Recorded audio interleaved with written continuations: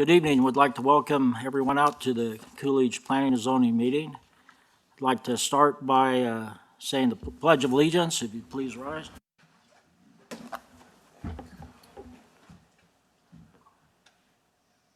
I pledge allegiance to the flag of the United States of America and to the republic for which it stands, one nation, under God, indivisible, with liberty and justice for all.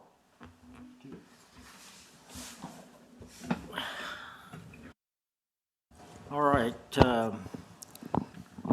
Director Lopez, can we have the roll call, please? Yes, Mr. Chair. Okay. Commissioner Stinson. Here. Commissioner, let me mark this down. Commissioner Montoya. Here. Commissioner Mayers. Here. Commissioner Bernstein. Here. Commissioner Bacon. Yep. And Chairman Al Metcalf isn't here yet, Mr. Chair, but, and Vice Chair Tom Scott. Here. So, Mr. Vice Chair, we have a quorum. Okay, I take everybody has had a time to glance over the minutes from the last meeting. Are there any questions or any changes that need to be made? I'll motion to approve minutes from August 7th, 2024. Okay. Is there a second? Second. Okay. All in favor? Aye. Aye. Okay. New business. I guess I need to read that. Cool PZ 24-08-32, a planned area development application requested by William Goss of Civil Design Solutions on behalf of Mike Lafferty with Lafferty Development, Inc.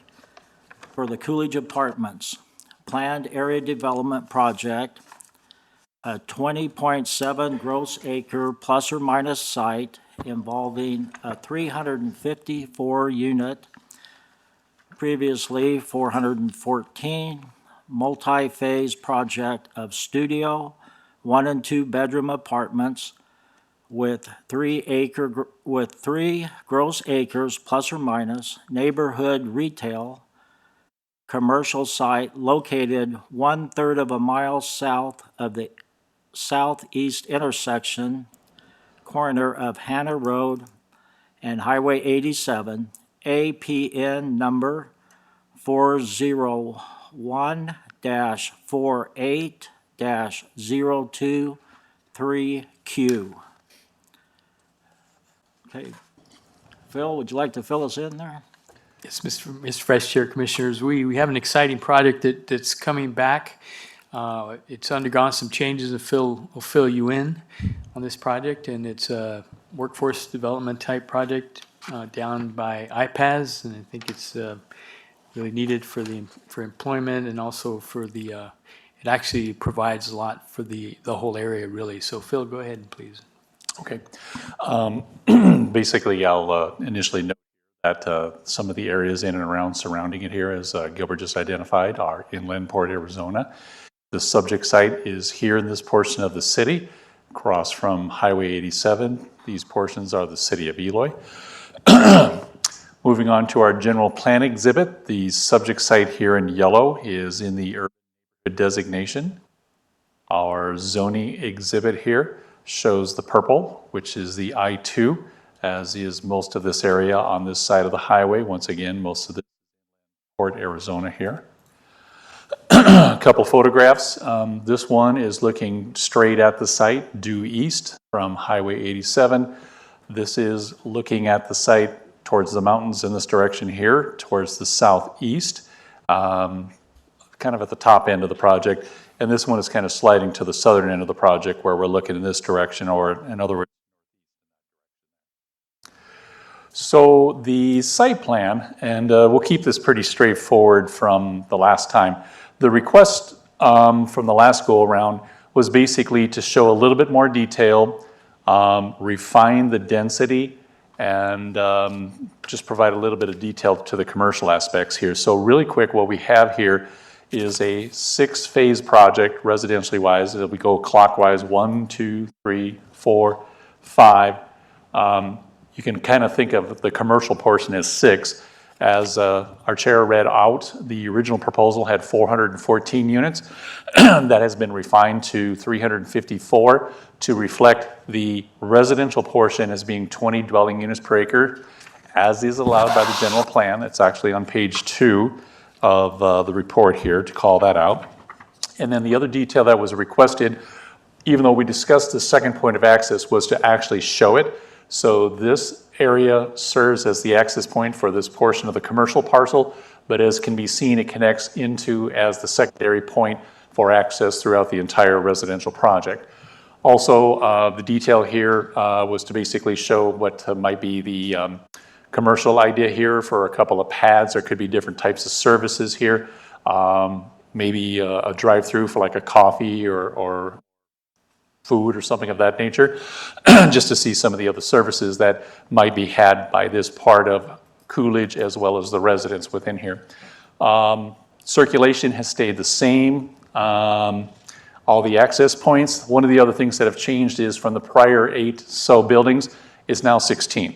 So we've gone from about 8 buildings to 16, from 414 units down to 354, so that the density is only on the residential portion. It actually can work in a different way, but this is something that was expressed by the Planning and Zoning Commission and the City Council. So those are the main aspects that the applicant worked with. This is the architectural rendering, I should say elevations that were provided last time. Our applicant is here with his other representatives to be able to answer other questions. He has a little bit of a presentation with some of the projects that he's done, so he could talk about the architectural detail to some of those examples, and if the building change will match the prior example from what we had seen here. And basically, that's the quick run-through. So, Mr. Chair, once again, the applicant is here, Mr. Lafferty, and his engineer, and he does have a presentation that he'd like to go through if you want me to queue it up for him to go ahead and do that now. Yeah, that'd be great. We're interested to see what you've prepared for us tonight. Go ahead and come forward, stand at the podium, state your name and your address, please. The down arrow there. You can just, yeah, you can just aim it right there. There's a laser pointer in there too. Good evening, Planning and Zoning Commission members.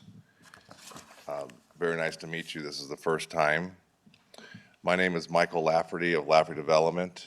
I've been in business for 40 years in Phoenix and around the valley. I live at 3910 East State Route 69 in Prescott, Arizona. I'm here in reference to zoning case Cool PZ 24-08-32. And tonight I'd like to explain my workforce housing experience, which has been pretty successful. So to fill you in about my experience and the plan for this property, so if I may. Sure.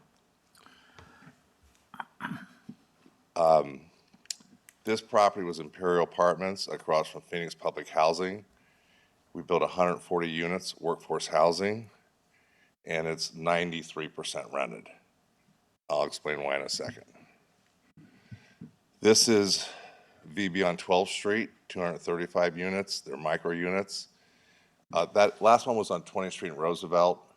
This is on 12th Street in Van Buren. And this project is 94% rented. And it's on 12th Street, so downtown starts on 7th Street in Phoenix. And ASU is a majority player in that area. So we're lots of students, lots of doctors, lots of nurses, and it's been a very successful project. These two projects, we compared the workforce housing that we built against downtown. The Imperial Apartments are a little larger per square foot in each unit, but we're 10% less than downtown. The VB on 12th Street, we average 1212 to 1639, and we're 27% less than downtown. And we normally run about 100% on this one. They're micro units, so we've had a great success with workforce housing.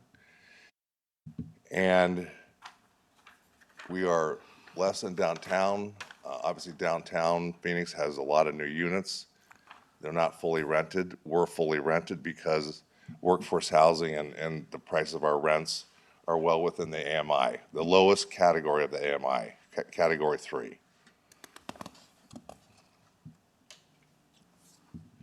I'm going to show you a couple more workforce housing projects that I'm doing. This here is Square, 194 units in Irving, Texas. I bought the land from the city on a 3P, a public-private partnership. Still working with them and expect to get something built. We're in a little bit of a lull with multifamily, and so I would suspect we'll probably start construction on this one within a year. This one is Casa 54. Casa 54 is located about a mile northeast of Lucid. So we see a great demand, but currently, because of interest rates, finance costs, cap rates, again, we really can't finance this project yet. But this one is fully designed, fully entitled, and fully permitted. Actually, this one is fully entitled, fully permitted, permits paid for, ready to go. We could start tomorrow. Same with Casa 54, again, fully permitted, and we paid for the permits, and then kind of the little crash started, and so we held back. This is El Reserve in Prescott.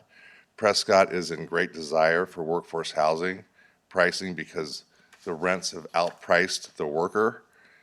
And on this one, we meet category 2, 2 and 3. There's 3 categories of the AMI, and we almost meet the top one, and we meet 2 and 3. This one has only 2 bedrooms of 82 units.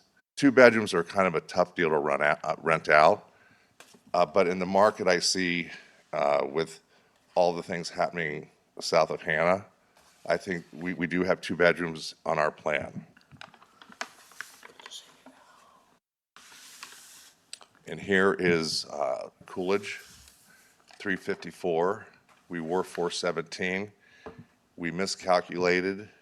We did the division per 20 acres. That's why we're at 414. A council member caught it. We took note and we reduced it to 354, which coincides with your rule book. Here I'd like Bill to talk about this sheet and the phasing plan. And so he's the engineer of record, and he can talk about this project, and then I'll fill you in with a couple more things. Okay. Good evening. I'm Bill Gasque from Civil Design Solutions. Okay. On this particular plan, this is our preliminary site plan, and this shows you the basic layout of the project. As Phil mentioned, we've got 16 buildings, all kind of going around the cul-de-sac, if you will, which would be phased, and I'll talk about that in a little bit, which will be phased in a clockwise manner. What is shown on this plan that I don't believe shows up in your packet is there's some colors along the highway, and those correspond with what we anticipate for highway improvements. The blue, as you can see here, would be a left turn in to the facility. The red would be a right turn deceleration lane turning into the development. And then the light green there, that would be an acceleration lane as people are exiting and they can get up to speed before they merge in. Obviously, any highway work would be coordinated with ADOT, and it would be subject to them approving the traffic study, and they would dictate the specific requirements that we would need to follow on the highway. Here's the phasing plan, which Phil went over. And you can see that the first portion there, the cyan, which would be phase one, that shows that the entire cul-de-sac, or the road in, and then it would terminate with a hammerhead, and then that retention area in the middle, which would also is multi-purpose, that can be used as almost like a park area, be turfed and recreation area for any of the residents. That would be generated with the first phase, and then as you go around with each successive phase, you would build another portion of the cul-de-sac. That would also allow full emergency vehicle access to come in and out and serve everybody, so that they wouldn't have any issues turning around.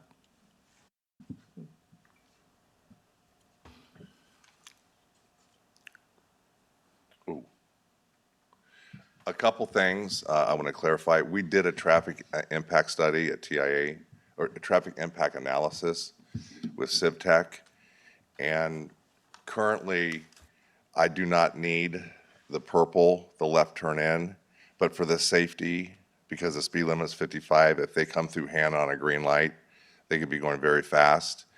And so I told ADOT, they said it's not necessary right now. I said, well, I believe it is necessary for the safety of the apartment renters and in our insurance policies. We don't want to see anyone hurt. We don't want to see anyone in an accident.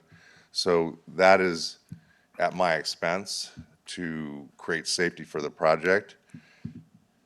On some additional comments on the phasing plan, the big open area, the retention area, probably about 10 feet deep. Oh, it'll actually be less than that. Okay, so it's down 6 to 10 feet, let's call it. And that'll be enhanced with football/soccer field, a multi-field situation where you can play baseball, football, soccer, and have events and small concerts or, some entertainment. So this is a very big area. Another thing I want to point out is if you see these small areas right here, this is all open space. Here's the amenities with the pickleball courts, pool, barbecues, cabanas, and baby pool. And so these could be used as dog runs too, all these open areas. And I believe our lot coverage, because of low density, is no more than 20%, which is very low density.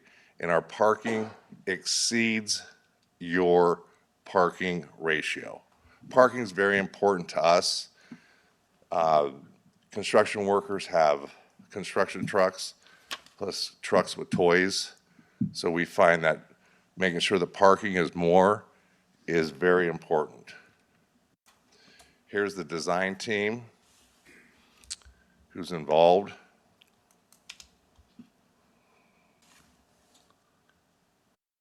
So again, very low density land use, open spaces, amenities, ADOT.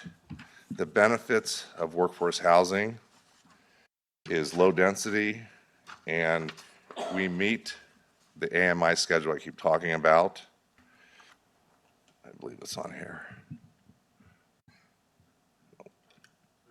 Okay, so I would also like to discuss the benefits that the city receives in this project. And the project timing is we're working with Global Water, and I believe that we'll have water and sewer within 2 years. And I think it's been 2 years like 2 times. So I believe that because of the activity with Procter & Gamble and Inland Park, that I believe them this time. So that's the good news. So I think the timing would be in 2 years, we'd be ready to pull permits and build phase one, which each building is around 21 to 24 units. So we'd build about 50 round one.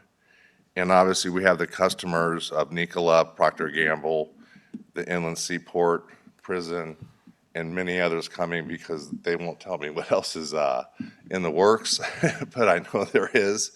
So, but here's how the city benefits, which they always want to know the numbers. TPT tax on construction, your construction low is 70 million, more like 80 million. So the city would receive about $4 million in taxes, sales tax from the construction. TPT on rental income, when it's fully built out, it'll be 180 to 200,000 a month that the city receives in benefit. The property taxes, I'm assuming the property taxes, the project would probably appraise at about 106 million. Fully built out, this is 6 to 7 or 8 years. You're talking $1,062,000 a year in property taxes. Permanent jobs, no construction jobs, you're going to average about 200. And permanent jobs, landscapers, staffers, subcontractors, and on-site staff is 50. The number of persons living in the 354, we average 1.6.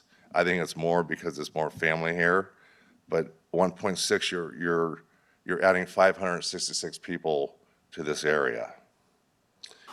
And then, of course, the permits, I don't have the exact price on the permits, but if it goes towards like other permits, you'd receive about $400,000 in permits.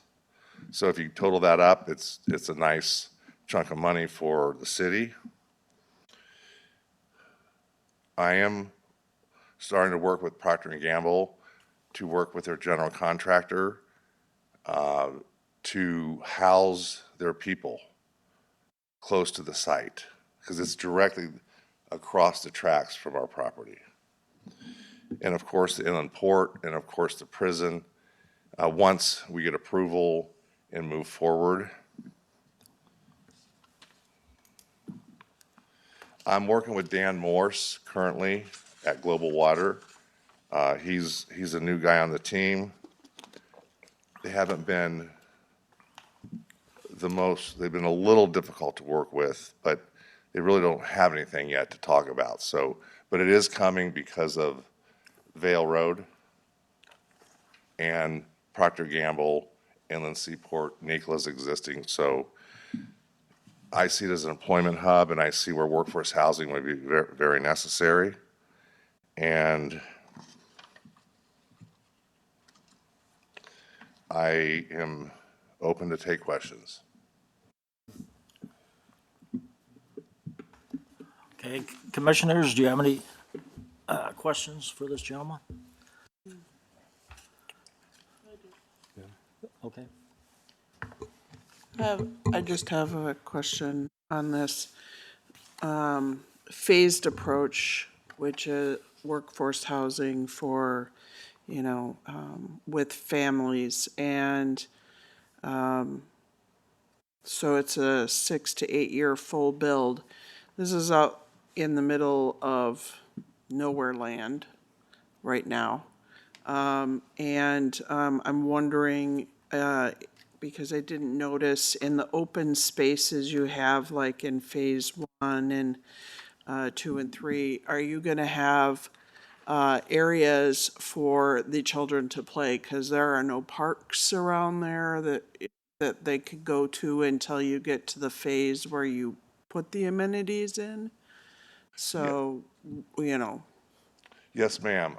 If you see the green or the jade color, yeah, and you see the retention area, yeah, that's the retention area for the entire project. The entire project will drain towards that yeah. on a heavy rain. So yes, we have 2 areas. Open space here, and this is a very large open space of it's over 2 acres, and it's almost the size of the commercial. Yes. That area is a dual purpose for the retention that we need and for sports facilities, Okay. amenities. And yes, that will be built phase 1, because we have to build the road for for fire. Right. I understand that you're gonna, soccer and baseball and stuff, but will there be actual structures for young to play on? Yes, Okay. you mean tater tot, those tot Yeah, lands? Yes, yes. yes, ma'am. Okay, I was just, because there's nothing around there, and there may not be anything around there, as, things are being built up, so I want to make sure that there is a place for the children to play. There is, we followed the detail. In fact, Phil kind of pulled back on my reins and said, don't show too much. But, yes, we're about amenities. Most of my projects are infill, so I have like a small lot and we have, not a lot of room. But on VB on 12, we have those amenities that you're mentioning, not the football field, No, well, because we have no. underground retention. I just want to make sure that they're not playing, Yes. okay. Commissioner, just a quick note. There is the area just below the open space retention. It's labeled as amenities. That's going to be a higher concentrated area of amenities. But you will also be seeing this again through a major site plan process once approved by the Planning and Zoning Commission and the City Council. So you'll have a chance to look at it then again. Yeah, and I did understand that. I just wanted to make sure because the amenities is phase 5, and he said 6 to 8 years for the full build. So in that time frame, what do the people in phase 1 do? True. That's what I want to make sure, So I have a comment there. It's not necessarily phase 5. Once we get to a point of 200 units, we'll start adding the amenities. The amenities, I mean, we're going to have some amenities in the open area, but the swimming pool and things like that will come under, if we get 100 units up, which each quadrant, the first quadrant is about 100 units, and if we get 1 and 2 up, we'll start the amenities. Okay, Almost each phase, like this one here, I believe that's about a quarter of an acre of open space. So we have opportunity in each phase with open space, here, and here, and those three. right. To add additional amenities that are specific, so that, that also reduces some of the walking time of people going all over. But that would be an ideal location for a tot lot. Okay. I did have one more question. Since this is so far out there and Procter and Gamble and stuff, where are they gonna go to school? And where is the bus gonna come to pick them up to be safe Eli. on a freeway? That people go really fast on.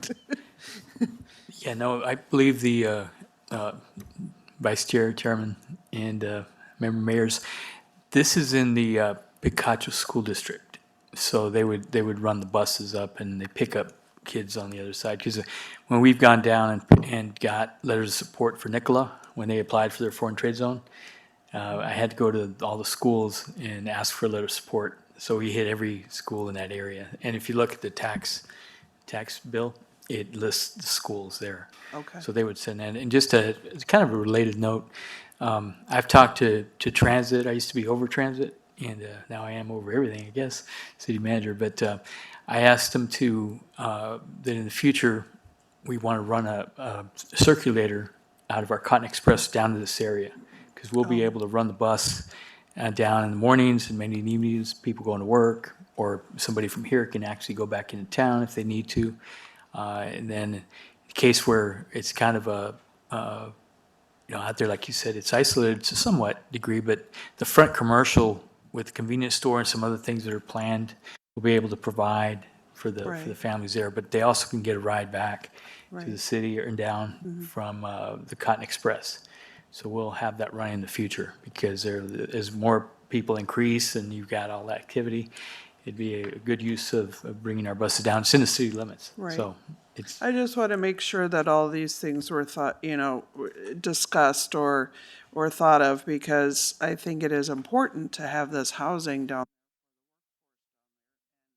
A lot of it may be families, and the importance of having these structures and amenities for them, or at least coming soon, or something is going to be extremely important for them and is going to be a determining factor with them as to whether or not they utilize your development or they look for something in town or in Casa Grande or something like that. So that's all I'm asking. When we get to that point, and we get started here, with approvals, of course, those are all the things that fall into line. You talk to school district, talk to the public, you grassroot, and although most likely, at first, I think we'll have less families because there'll be workers, traveling workers, it's called road workers, they travel.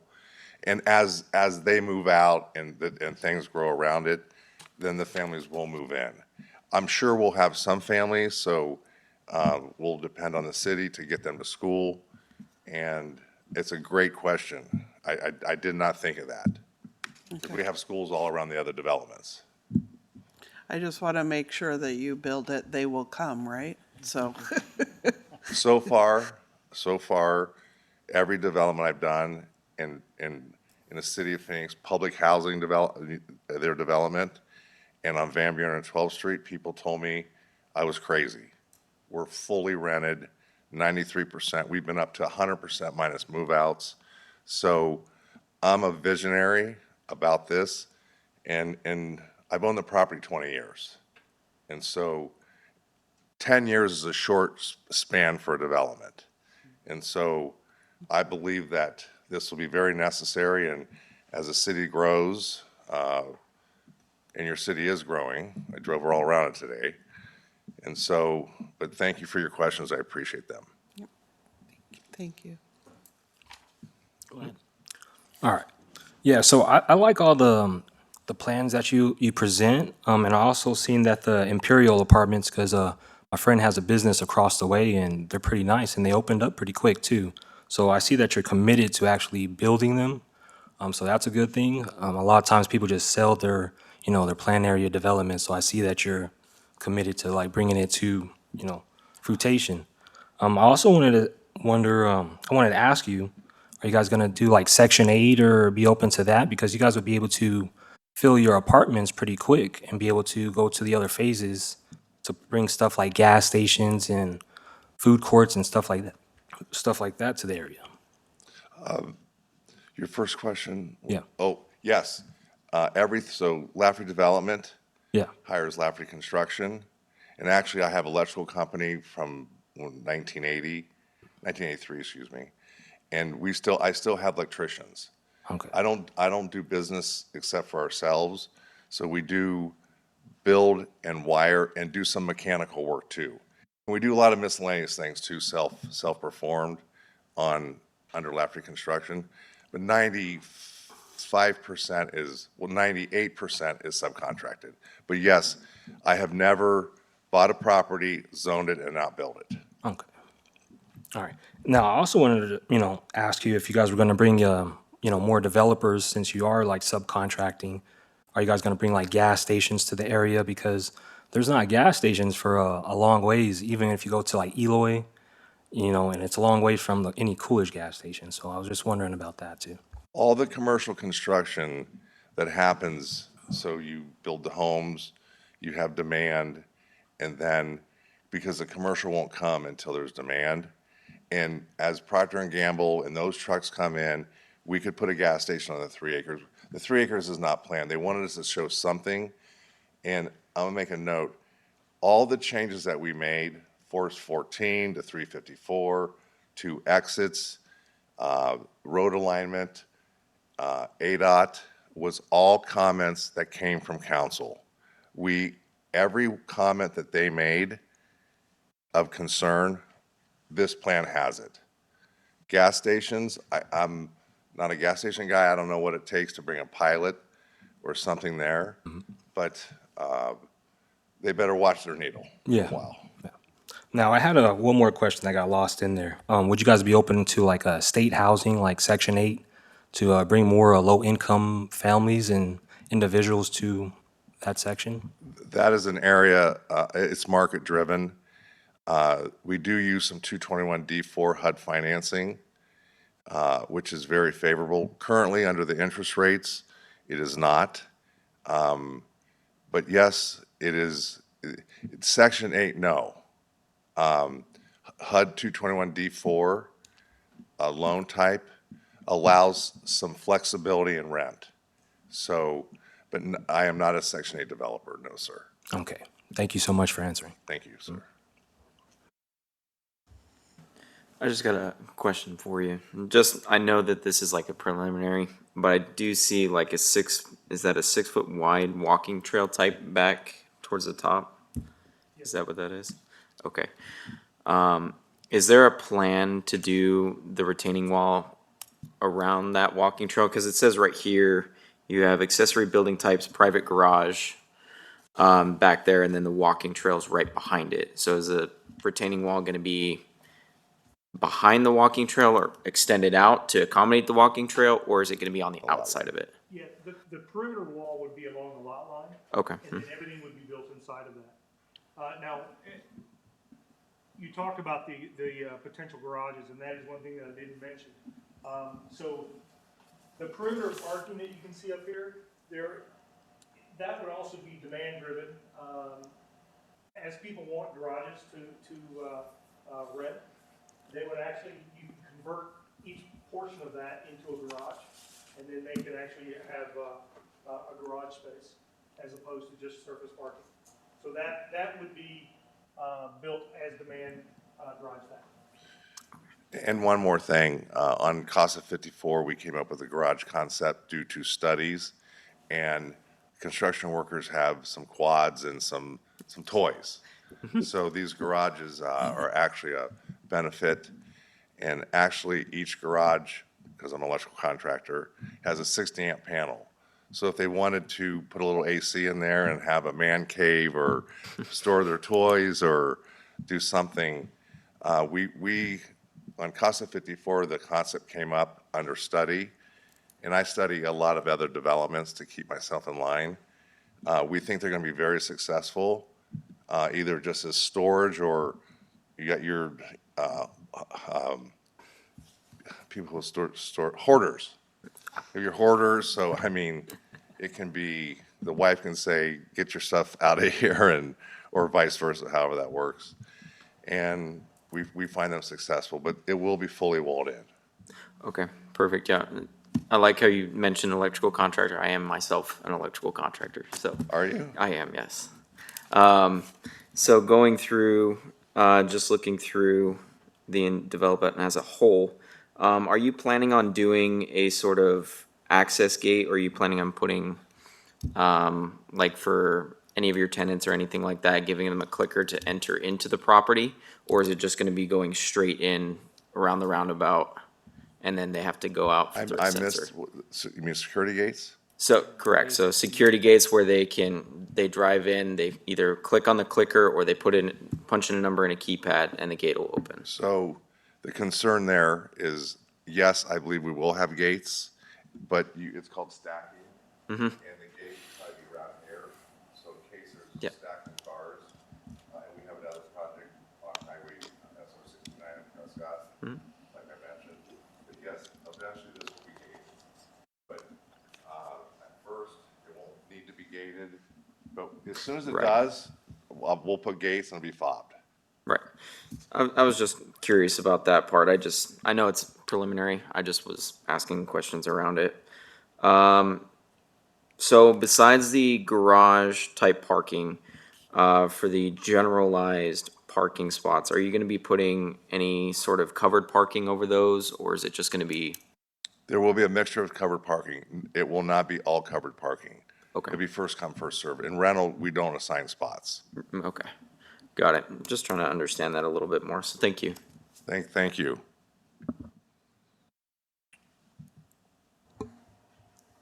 I just have one more question. Sorry, since the designer is here, and we are in an interesting time right now. Have you thought about having plug-ins for your residents that have That's me. Yeah, yes, of course, charging stations. There'll be an area, you know, we could put an area in one of these open spaces. First time. But we could put open spaces with the charging stations. And the charging stations are advancing. What was a year ago and what's today, I have a partner in that business. And to get a fast charge in 15 minutes, they're up to 400 amps. I mean, they're Yep. powerful, powerful. So yes, when we plan with APS Power Company, we will bring in the necessary power at 12,000 volts to accommodate, because some of them are 50 cycle, Yep. 60 hertz, 50 hertz. They vary with the different cars. And now also, we need, Tesla owned most of the charging stations, so if you had a different car, you couldn't charge. So we would have, they're multi-use charging stations, but very good question. Sorry we missed that. Yes, there's charging stations. wonderful. Thank you.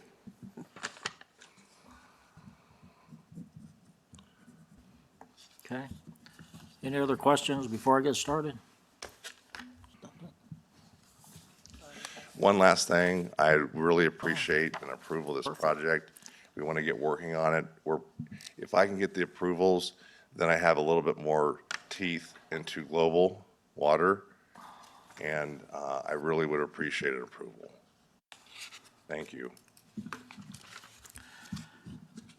I got a question for the city. I'm kind of curious why this project is being pitched as a pad, and we're not using conventional zoning. Why is that? Mr. Vice Chair, the answers to your questions are, number one, as a planned area development, it is essentially a mixed use because it has the commercial component and the multifamily component. The minimum requirement for a PAD is only 10 acres, so it qualifies for that portion. The other portion, as far as like the questions that were here, will actually be called out with the dimensioning and the more specific detail in the major site plan process. So we'll ask the applicant to put all the details and show all the things that will be there, whether it's going to be built in the first or second year, but all the detail throughout all the phasing and all the stuff that we're talking about this evening, so. I think we can look through our town at past pad developments, and everybody has a complaint on how narrow the streets are and how corners are cut and things of the nature. Do we want to keep going forward with these pads? Well, and I'll answer that, Mr. Chair, Vice Chair. The pads that we look at in the city were done originally when we first started building those. I was on P&Z at first and then got on council. And in those days, that was, you know, in the early 2000s. And we didn't have much at that point, and we were looking at traffic calming by having narrower streets with no parking on them. Now, we've seen that can be an issue, so when we look at new products, you know, we're not looking at them the same way. We're requiring a 36-foot wide street and all that. The other thing the PAD does, it allows for the flexibility of requiring like the tot lots and open spaces that the normal zoning doesn't require. They could fill it up to the max. The PAD requires some open space, so that's where we're able to say, okay, we'd like to see a tot lot here and some space for the kids to go play, which you couldn't do that under the normal zoning. And that's why you see the older parts of town, it's just streets, houses, but, you know, the city would have to go in and build a park, because these are rentals, so it's a little different, obviously, but that's the advantage of the PAD, is you get more flexibility to require open space and things like that. I just wonder if that flexibility is what causes us problems in the other development, that we're going to be able to. Yeah, I mean, you see Heartland and you Experience see here. the large retention area. That was by design to capture the water from part of the city. I mean, that's what was done at the time. It was designed that way. But overall, it's pretty nice. I live there. It's not bad. The streets are a little narrow, but you can get through, and it's not too bad. But really, more of the issues that we hear in some of them is where the parking occurs in the street, where the HOA is supposed to control that. Right. So now we're requiring the wider streets to kind of I answer. just wonder what other things are hidden in the pad that we're not familiar with. Because they have to come back with a site plan. You know, Okay. this is just kind of conceptual, and then you'll get to look at that and say, okay, we like this open space, that open space, and they're giving you quite a bit of information here so you could see. A lot of times these are bubble plans, as you've seen before, that just say, okay, how's it gonna go here, here, here, but they don't show you a lot of detail. Lafferty's decided to, and their firm has decided to give you a little more information so you can see exactly how they want to lay this out. So you can kind of see ahead of time what you're looking at and what they're trying to do. So hopefully that helps. Can I add to that? Yep. So in Phoenix, for example, we had 20-foot street lanes and 16-foot parking spots. It didn't work because your big suburban, just wasn't enough. Our new standard is 24-foot streets and 18-foot long parking spaces. So it does take up a bunch more land, but we're low density here. So we're concerned whether the pad code says this, we have a standard. And because, again, they have large vehicles, trucks, so it's very important for 18-foot parking space by 10, not 9, because 9 is too skinny, and we have 24-foot drive aisles as a standard. All right. Al, did you have a comment? Nope. Okay. I'm just concerned with the past history here in town, that there's other things in there that are not gonna, they're gonna be distasteful after the thing's already built out, and then people are like, hey, what the heck? What is this? Mr. Vice Chair. Also, at this particular level, even though we will be having the major site plan come forward, stipulations 5 and 6 actually go to a little bit to address that. For instance, the stipulation number 5 basically talks about those private access road travelways as being a 50-foot wide, full-width road profile with a 36-foot back of curb to back of curb with 5-foot sidewalks on both sides. This is the up-to-date cross-section for local streets in our engineering standards as of about 3 or 4 years ago. So this type of project, albeit as multifamily, is actually going to follow that design. And then the entrance, for the way that it's been reviewed also by Public Works and with our fire chief as well too, specifies about how wide, 56.5-foot wide, full-width road profile for the road entry. And then, of course, that portion, a little bit different with 42.5 feet of pavement because of its sort of collector status as it proceeds into the project and then becomes basically a local street. So this is very well called out here for this specification for them to follow in their major site plan process. You're right, that the roads seem to be adequate. I saw those numbers also. I'm just cautious about what else it is. The roads typically has been the major issue in the other developments throughout town. But I'm sure that there's other things, so I'm just throwing that out to ask, to know. Okay? I mean, we hope there's no other things we're gonna, that aren't beyond, they're not asking for any deviation standards. So when the site plan comes in, we'll review it to that and then we'll bring it to you, of course. If you approve it, then you'll get to see it. So the specifics of the development will come before you. Okay, I guess my question was, why use the pad and have the extra flexibility when we could use conventional zoning and just, have everything covered and be safe? Well, again, you wouldn't get the open space and Okay, the those type open of things. space, that's. Yeah.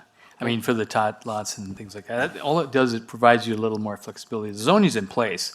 So the PAD creates the zoning, so it's not like you don't follow. It actually has to mirror the underlying zoning. We apply the regular standards to it.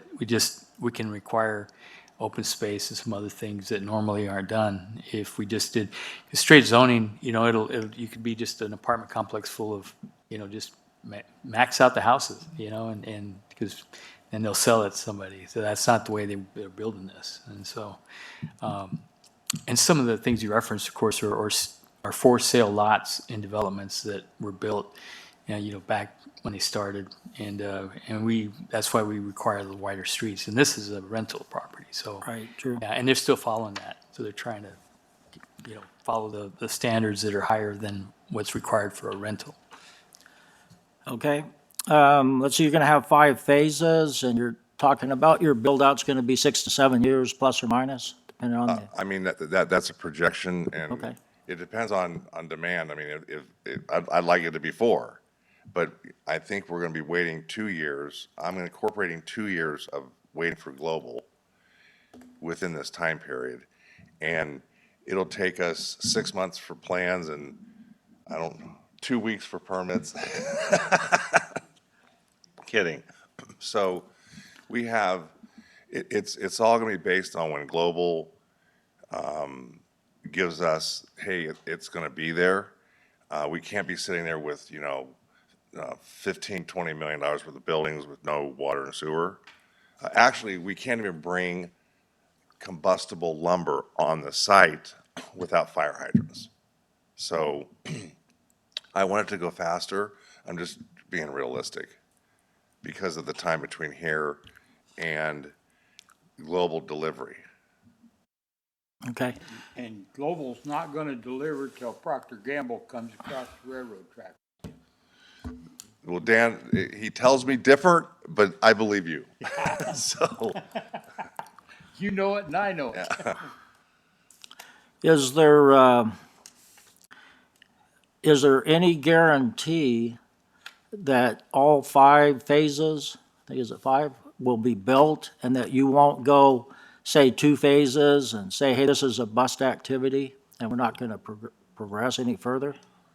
I believe your growth charts, and So you wouldn't walk away at a certain point?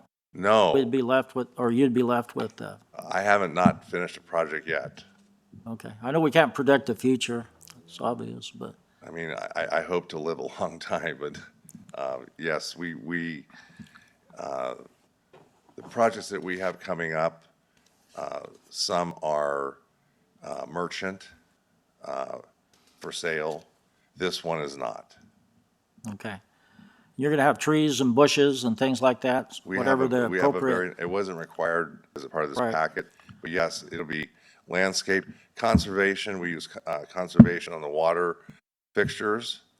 And, we're finding that the apartments where they used to give us 0.25 acre feet per apartment, we're down to 0.12 per acre feet per apartment, and we're not even using that. And Mr. Vice Chair, Chair, and Commissioners, they will be required to follow our landscape standards. They're in the, so many feet. The perimeter, 1 tree, 3 shrubs every 30 feet, and then there's so much per every parking island. And then the perimeter landscaping will be required. So all that'll be on the site plan. Okay. If it gets, when you get to that point. I got to ask some questions so you guys don't think I'm asleep up here. What's that? I got to ask a few questions so you don't think I'm just resting. Oh, no, we know that.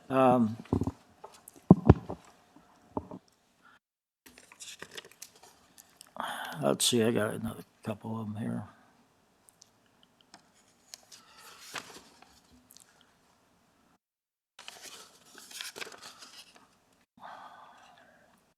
Okay. This might be a typo. I'm not certain, but I'm just going to bring it up. Sorry, Phil. Page 9, under staff recommendation. So this is going to be an apartment complex.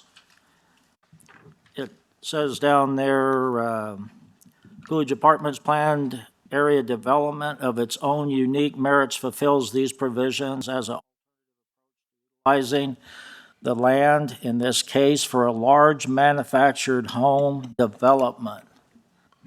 That's not me. Yeah. I actually had 2 other people go over this with me to make sure that I hadn't missed something in there and all 3.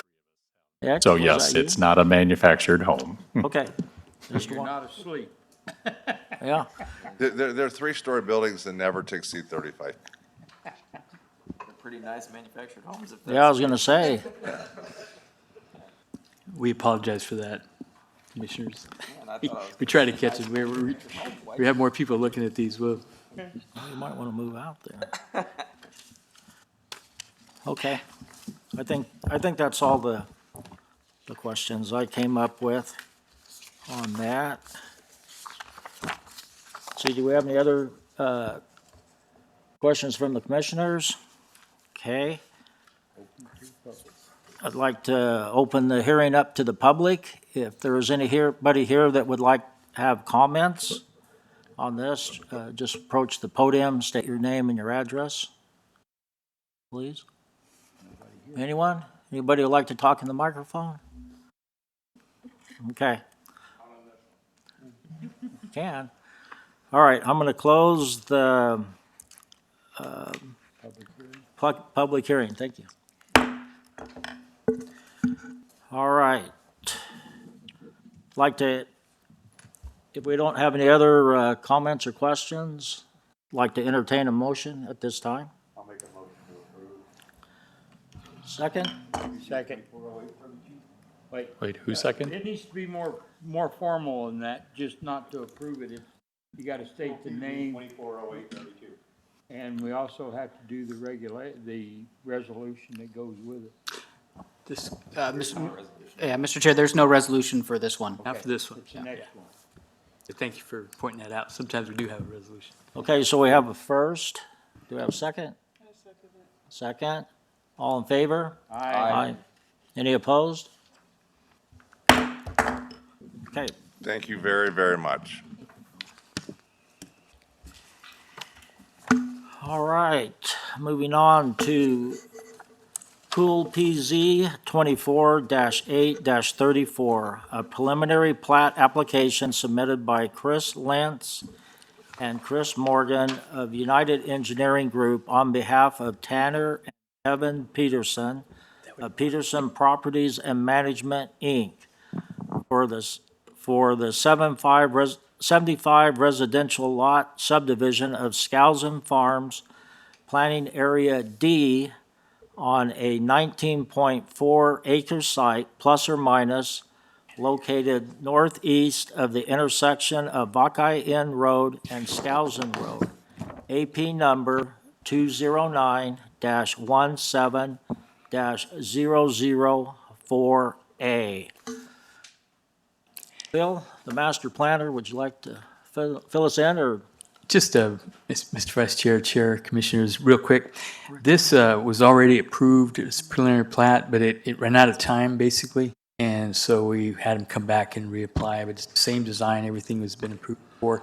But there's a time limit on it. And what happened is when he was going to pull the trigger to get the final plat, the price of back went up so much, and making sure that he couldn't start it.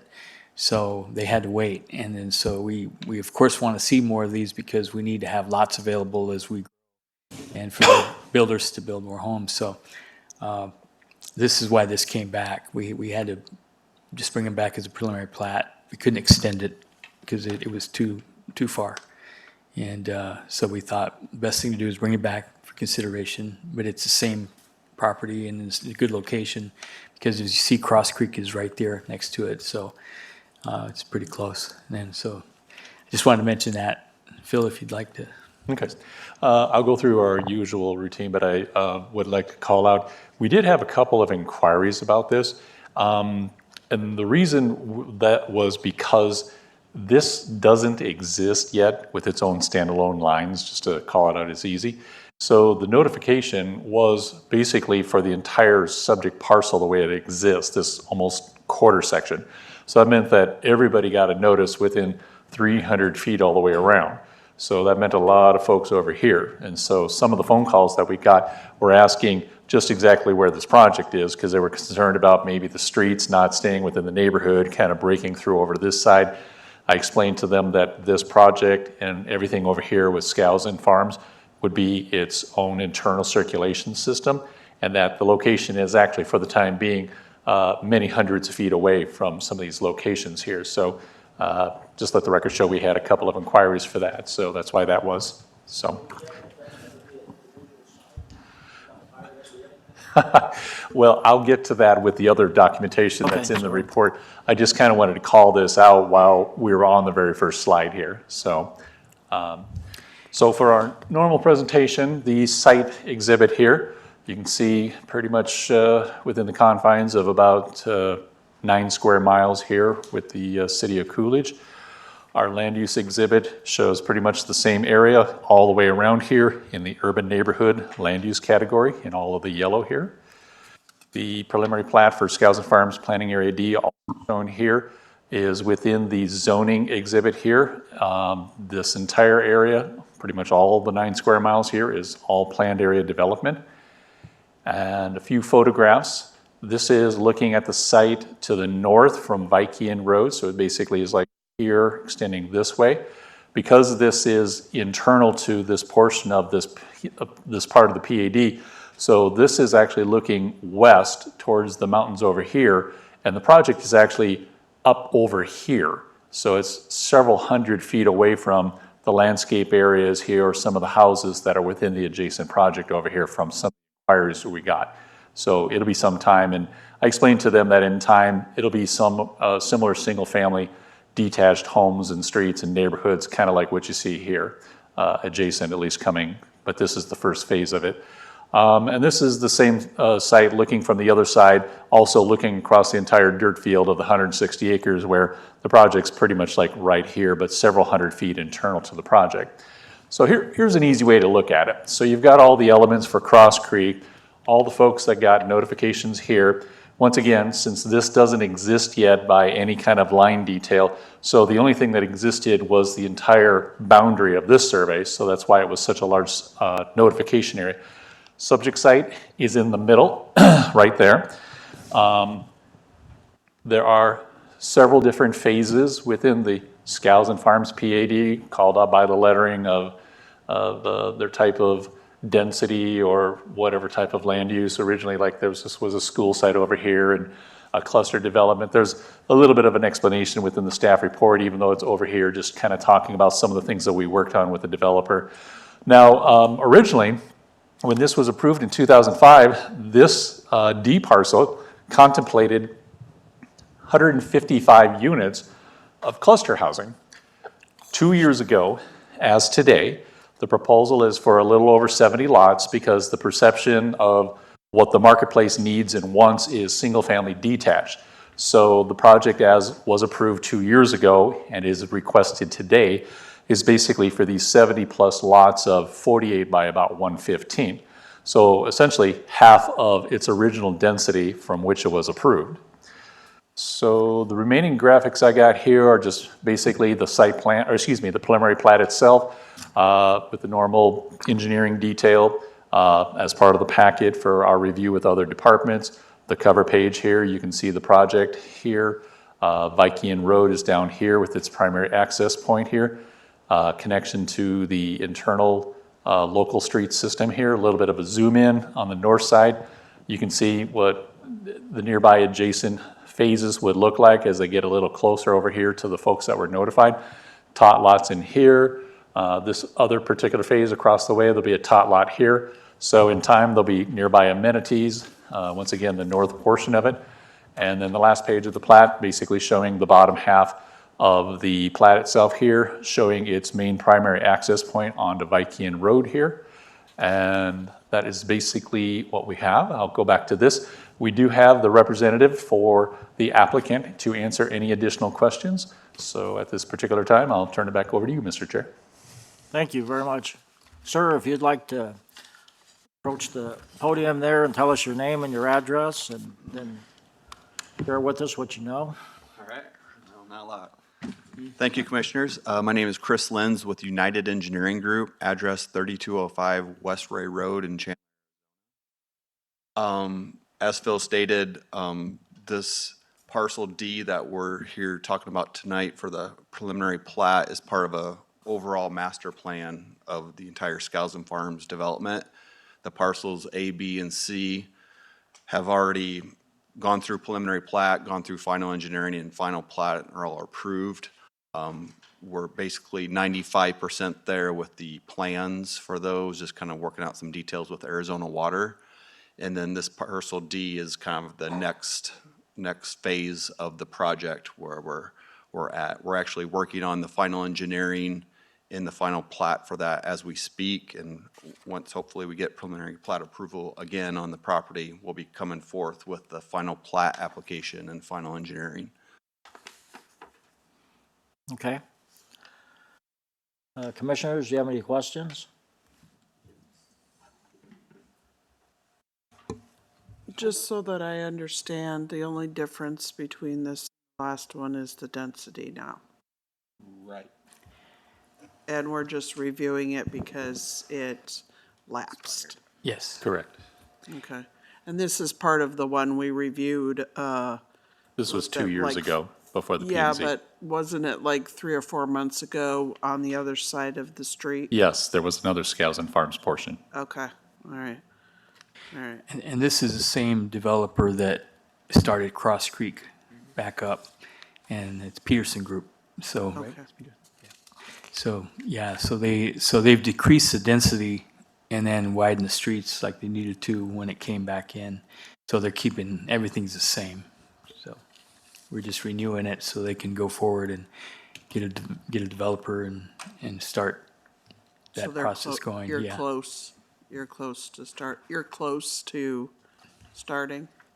I can't speak about construction, but the plans are pretty much approved, ready to go for, You're gonna come in for a final plat. Yeah, yes, we will be coming in for final plat. right, okay. And is the city planning on, since, in front of, the other one, is it Cross Creek Ranch? There, they widen the street there, and then it goes down to that, well, really small one-lane road. So is the plan then to widen that? Is the city do that, or is? Yeah, Yeah, no, the developer will need to widen the street. As they build on both sides, that'll have to be widened to meet yeah, the alignment of the existing roadways. It's part of the requirement of it is, development. okay. Yeah. Just double checking, Yes. okay. That's the only question I had. Thank you. Do you guys have a 100-year certificate, or you handle through Arizona Water? Through Arizona Water. Okay. But they do have assured water. There's, yeah, Arizona Water provides it, but they have to have an assured water certificate on that property. And it Okay. shows up on our maps and everything. And Arizona Water is the one that verifies it. Okay, good. Just checking. Any other questions? All right, at this time, we'll open up the public hearing part. And if there's anybody that's received a letter that lives within 300 feet, you're welcome to come up to the podium and share your concerns with us. I don't need to come up to the podium if you don't mind. What, can you give us your name and your address? Sure, please. William McAfee, 1770 West Teagle Way. I live in the Cross Creek subdivision. They're off of Hopkins and I want to give them the mic. east of where this particular subdivision is. If, we're going to provide you with the mic, because what we do is we record these, so they can't pick you up without the mic. So, yeah, they're being recorded remotely, so. No, I got the letter, so I wanted to make sure that I understood what was going on prior to what we had discussed a few years ago.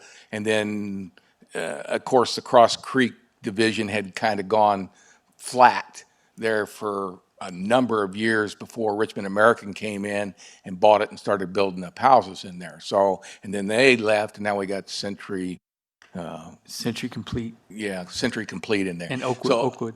Yeah, and Oak Creek is still there. So I just wanted to make sure that I was informed enough about what was going on at that particular location, because I knew that it was all going to be made for residential. Now, the other side of that corner off of Skousen and Bakian, which is the south west or the southeast corner, it used to be a commercial zone, but I've noticed that commercial sign is no longer up there. Yeah, just across the street from Bakian.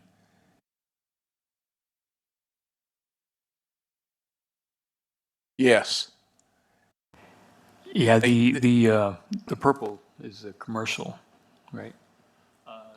Yes, there's been a little bit of a Turn, change. turn your mic. There's been a little bit of a change to some of the land uses within Skousen Farms to the north of there. But I think what he's observing from the sign, because we had some inquiry on the southeast, or excuse me, right, the southwest corner, but you're observing the southeast or the southwest? Southeast. Okay. Yeah. I think that was inclusive of both of those corners and stuff, but of the information we provided and sort of the tire kicking a little bit. In fact, I think the Petersons even talked to us about it.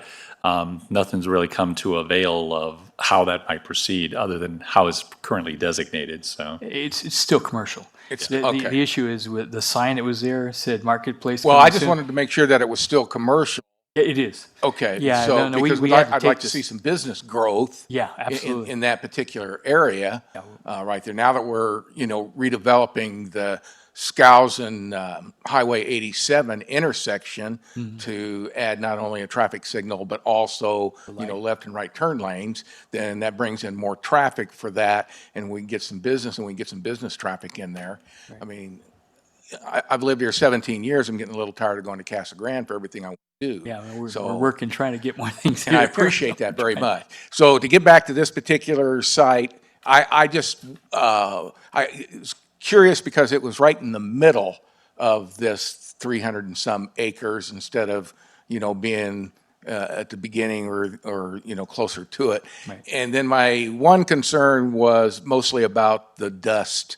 Once the construction starts, how they're going to keep the dust down. So, because it's very windy in that particular corner right there. We get a lot of dust as it is. And so I want to see what the development's going to do as far as trying to keep the dust down from going across to that.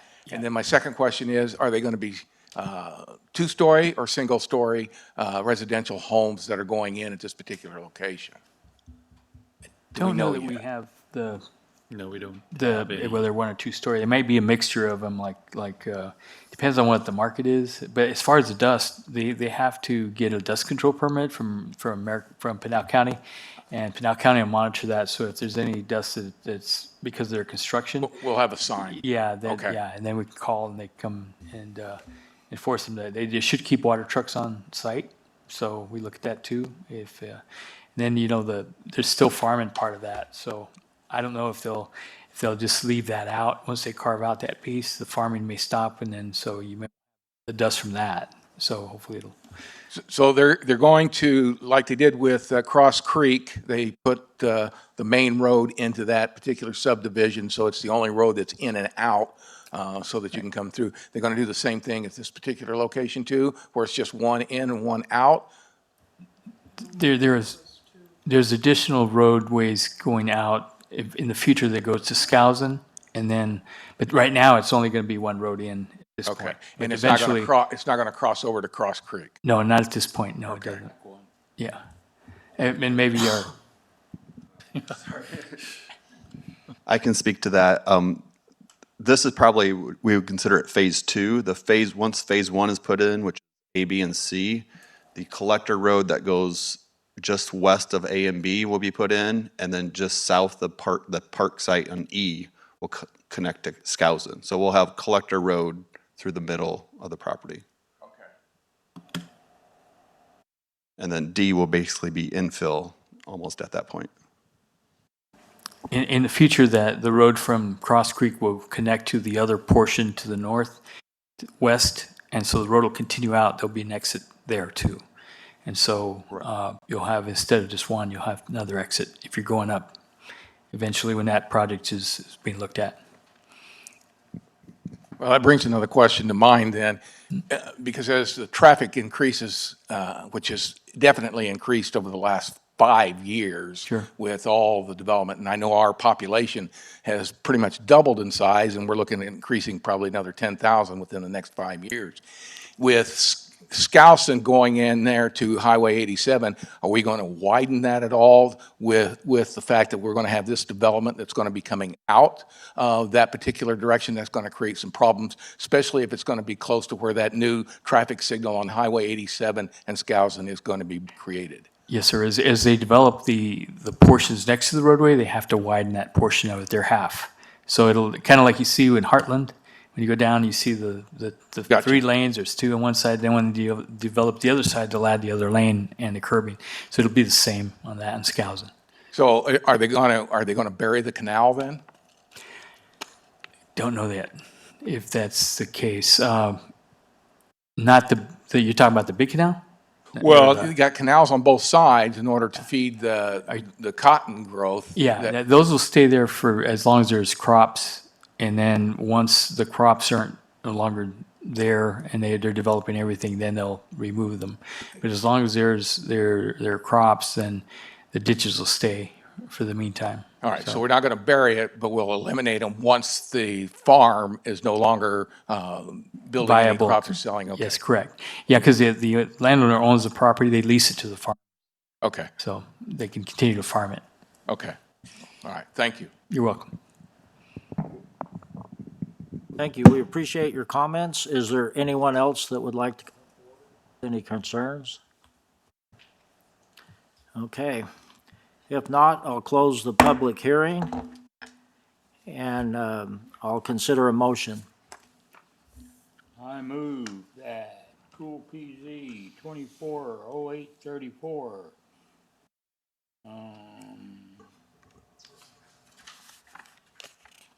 for the Skousen Farms Planning Area D be approved. A second? Second? Okay. All in favor? Aye. Any opposed? Okay. Director Lopez, you have any reports? Or Yes. Sorry, City Manager Lopez, sorry about that. Yes. Thank you so much. Appreciate it. Yes, Commissioners, we, this morning, we had a 9/11's Remembrance Ceremony at Cabot. That went a lot, well-attended, so just to let you know that took place this morning, 8 o'clock.